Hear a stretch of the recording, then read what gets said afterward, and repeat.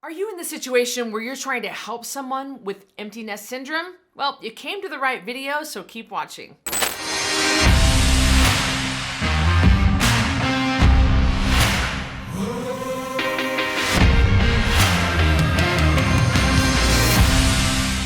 In this video, I'll help you understand what someone who's struggling with empty nest syndrome is going through. Then I'll tell you what not to do to support them, because that's also extremely important to understand. Finally, I'll reveal how you can support them with empty nest syndrome as they get used to life without kids in the house.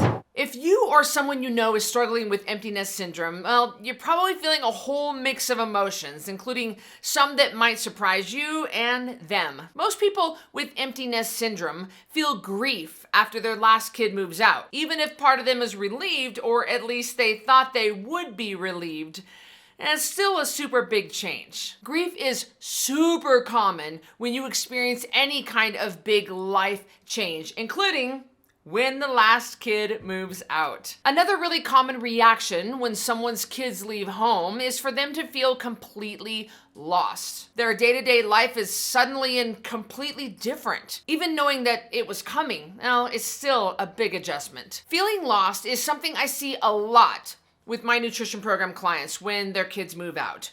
They put the brakes on in different parts of their lives to focus on being a parent. Their own hopes and dreams and goals and all the things they used to do and used to be got shoved aside to raise their kids. Now that their kids are grown up and don't need as much from them, they're not sure how to find out who they are when they were not focused on their kids. Plus, a lot of stuff they put on the back burner, well, it's now right there waiting for them, like marital problems or job problems. That's why if those problems were swept under the rug until the kids left home, it's really common for those problems to float back up to the surface. Now there's that to deal with, in addition to all these other changes. If you or someone you know is struggling with empty nest syndrome, here's what not to do. So if this is your friend dealing with empty nest syndrome, don't force your help on them. Forcing your help on them when they might not need it or want it, that's gonna make things worse. Don't be so desperate to help them,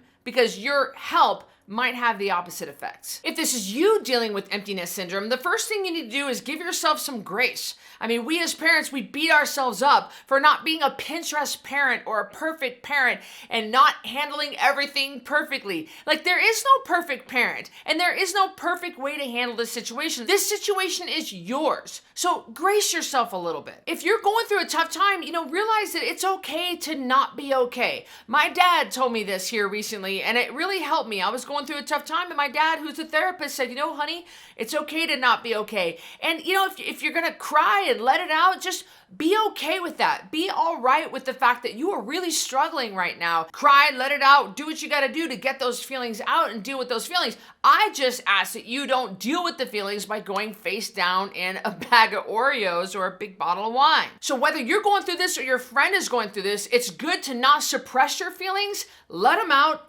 and let's deal with it. If this is your friend, you can check up on them and see how you're doing.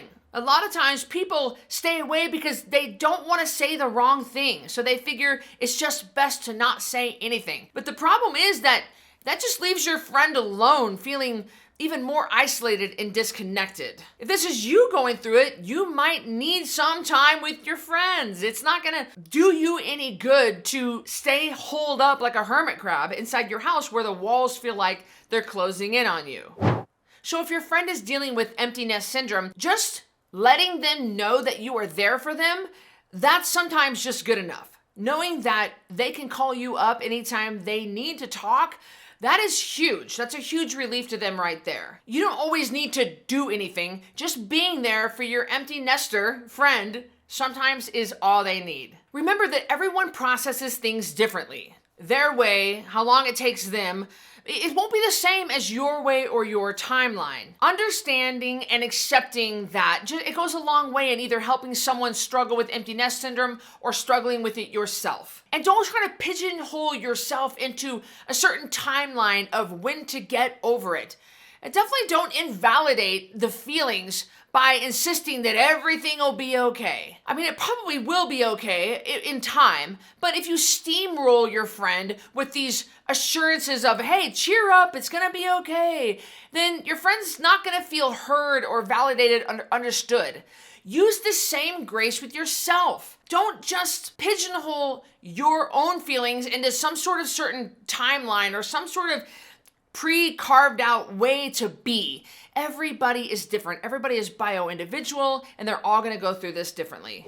If you are an empty nester and you're going through this, start taking a look at who you are now and who you want to be in the future. Take a look at the things that you used to do, your hobbies, the day-to-day activities that brought you a lot of joy, things that you put off when you had kids. If you used to like to garden, but it was just too hard to keep up with gardening when you had kids, now that your kids are gone, maybe you can pick up that hobby again. Maybe you used to like to rollerblade, and you might want to get back to that. But I also encourage you to try something different. You don't have to go back to old hobbies. You can try something new. Maybe take a Spanish class, or maybe learn how to paint. Maybe do something with your girlfriends. Maybe take a trip that you've never been able to take because you had kids. Your life is a total upheaval right now. So instead of just waiting for everything just to settle down, get out and try new things. It's okay that you miss your kids or your friend misses their kids. I get that. But it's exciting because this is a whole new chapter for you in your life. Look, you need to remember that life didn't end when kids came into the picture. And life is not going to end just because the kids have moved out and started their own lives. It's okay to be sad, it's okay to grieve, and it's okay to feel lost. An empty nester needs to look forward to this next chapter in their life. If you have a friend who's dealing with empty nest syndrome, look, invite them to come and spend time with you. I mean, don't force it on them, and definitely don't nag them. Just put the invitation out there and let them decide if they want to choose. Even if they say no, just the fact that you're thinking of them is a huge source of comfort. Look, the empty nester will soon realize that life is not over just because they had kids and the kids are gone. I mean, it's the opposite. A whole new chapter is starting, and you can make a chapter of your life anything you want it to be. Another great step for really anyone, but especially an empty nester, is to take great care of yourself. My nutrition program, the Code Red Lifestyle, can totally help you with this, because I teach you how to lose all the weight you want without shakes, pills, diet foods, or even exercise. It's real food, water, and sleep. And the best place to get started is with a 10-pound takedown. You can check that out at 10-pound takedown below. I linked that up. If your loved one with empty nest syndrome mentions they want to take better care of themselves, this is a great way they can get started. I mean, better yet, do it with them. You can both feel better and even drop some weight. So check that out, and I'll see you in the next video. Even knowing that it was coming is still, I don't like, my eyes went whoop. Don't be so desperate to help them, because your help might have the opposite effect. I quoted the wrong words. Let me do it a third time. The situation is you, so brace yourself a little bit. The situation is you. That wasn't right. If your friend is dealing with empty nest syndrome, Christy, slow down.